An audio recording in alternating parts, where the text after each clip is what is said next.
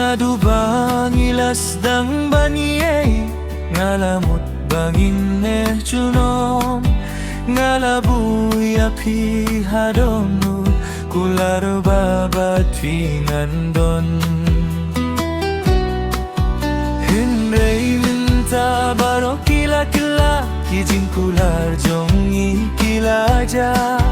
ngadang yet sahiapi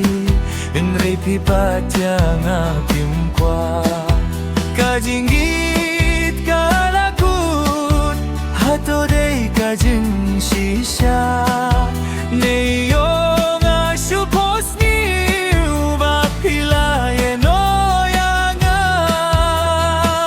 ngin yait no lakajong kalinti wat lakadon nut kadang kwa hiapi ngin yait no lakajong kalinti bad ngan ya leban klet no yapi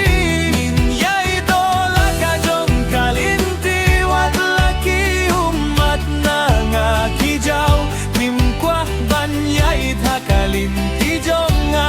kinri bangilate filalo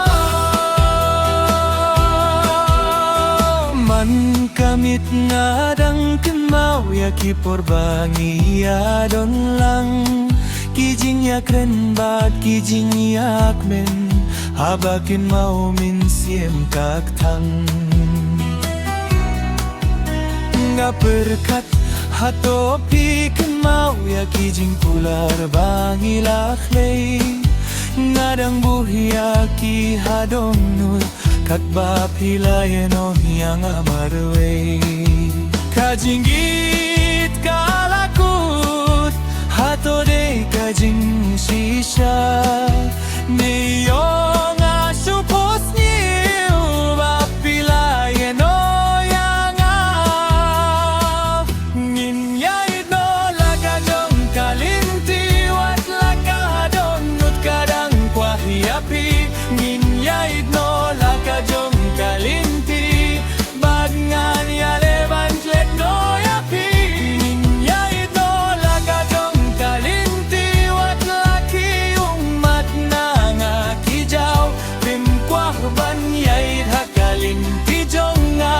kinri bangilate pilalo Kerber pempin wan biang ha kawai kasngi nga kermen pindang ken mau yang lada pinwan pai biang ken mau baya pingalait sisa mentang pengklet no yapi bad ngarungan yait syahmat wat lakadonut kas ngeusi ngamdon sudah kawai kalah